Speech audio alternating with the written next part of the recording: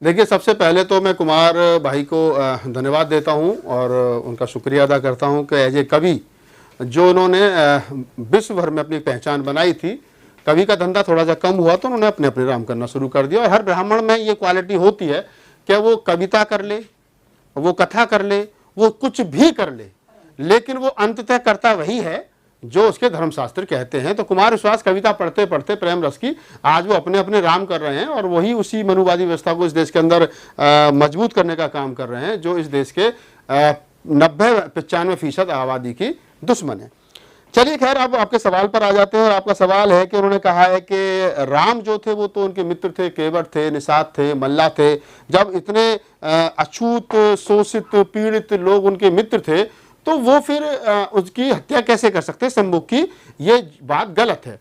तो इस गलत बात को लिखा किसने, पहले इस पर डिस्कस होना चाहिए, इस पर चर्चा होनी चाहिए। अगर कुमार विश्वास साहब ये खंडन कर रहे हैं कि ये गलत है तो गलत को लिखा किसने?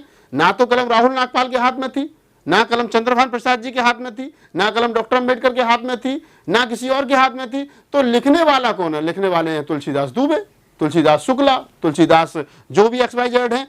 तो अब आप इस बात को समझिए कि जिस आदमी ने रामायण में इस बात को लिखा है वो कहते हैं कि इससे मैं आगे की बात और बता देता हूं आप लोगों को। कुमार भाई इसमें कहते हैं, कुमार विश्वास कहते हैं कि दो चीजें बाद में जोड़ी गई हैं, एक तो शंभुक का वध और एक सीता का परित्याग। क्योंकि ना तो राम ने शंभुक का वध किया है और ना ही राम ने माता सीता का कभी त्याग किया था। तो दो चीजें इसमें जोड़ी गई हैं।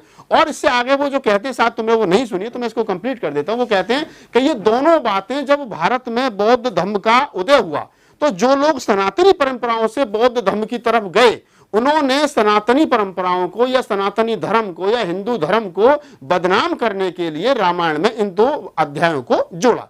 तो फिर सवाल वही खड़ा होता है कि जोड़ने वाले कौन लोग थे भाई?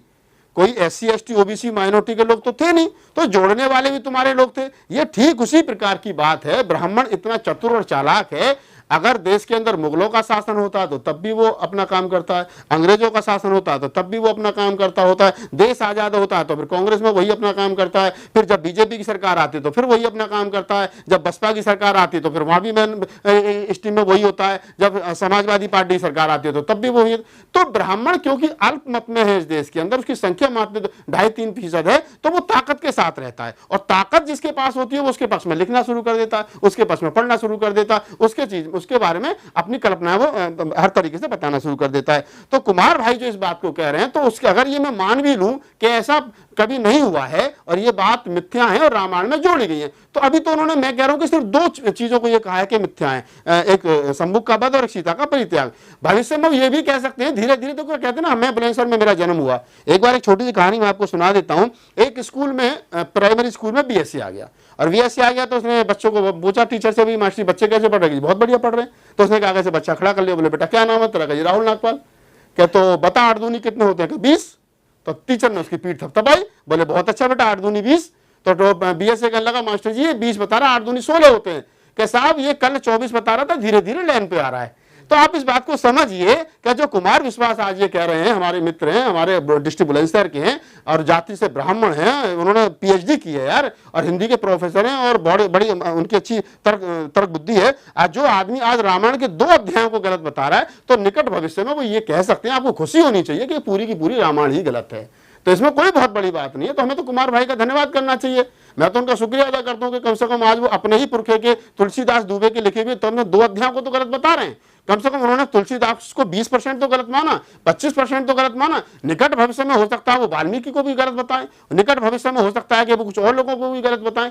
तो इस पर ज्यादा चिंतन मनन करने की जरूरत बिल्कुल नहीं है आप तमाम लोगों को। कुमार विश्वास जैसे लोग आते रहेंगे, हैं वर्तमान में, पूर्व में भी थे और आने वाले समय पर भी आएंगे। तो इसमें कोई ऐसी बहुत बड़ी चर्चा का विषय नहीं है। कुमार विश्वास ने जो कहा उनका धन्यवाद है। मैं उनके घर पर, उनका एड्रेस मेरे पास में है, वो वसुंधरा में रहते हैं, लड्डू वड्डू भिजवाएंगे, कहेंगे कि कहिए थोड़ा इसके 2 अध्याय और गलत है, ठीक है ना? तो धन्यवाद। तो क्या ये अपने ग्रंथों को लेकर फंस रहे हैं क्या आजकल?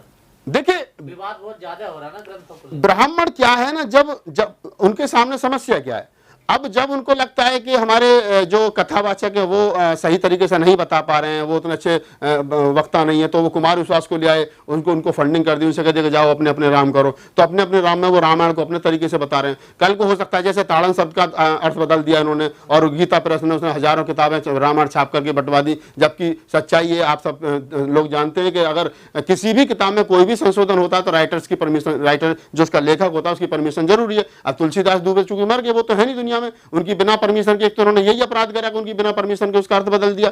तो ये बहुत सारी चीजें हैं, वो करते रहते हैं समय समय पर इस प्रकार की बातें कि आज ये गलत नहीं है, पूर्व में ये गलत था, अब ये सही है, हो सकता है कल को ये इसका और भी कुछ दूसरा अर्थ निकाल लें। तो वो लोगों को बेवकूफ समझ रहे हैं, वो लोगों को अपने तरीके से समझाने की कोशिश कर रहे हैं, लेकिन बेचारों को पता नहीं है कि इस देश के अंदर फूले कबीर नानक रैदास की विचारधारा के लोग हैं, अम्बेडकर की विचारधारा के लोग हैं, जो बातों को समझते भी हैं, आजकल लिखना भी सीख गए, पढ़ना भी सीख गए, और आपसे आंख मिला करके वो सवाल करना और जवाब लेना भी सीख गए। पहले मोहन भागवत ने भी कहा ना, कुछ स्वार्थी लोगों ने अपने हिसाब से रामायण में कुछ लिख दिया। वो तो बिल्कुल कहेंगे ना, उनको पता है अगर ये थोड़ा सा लोग और पढ़ लिख गए। बाबा साहब डॉक्टर अम्बेडकर ने बहुत सारी जगह बात कही, और तमाम लोगों ने बहुत सारी जगह जो प्रबुद्ध लोग उन्होंने बात कही है कि शिक्षा, बाबा साहब का कोटेशन है कि शिक्षा वो शेरनी का दूध है, जो पिएगा वो दहाड़ेगा। तो जब तक लोग कावड़ लेने जाते रहेंगे, घंटी बजाते रहेंगे, धर्म के पीछे भागते रहेंगे, तब तक वो सवाल करने की स्थिति में नहीं होगा। तब तक वो वही कहेगा जो पंडित जी कहेगा, सामग्री छोड़ो, छोड़ दी, अपनी मर्जी से नहीं छोड़ सकता।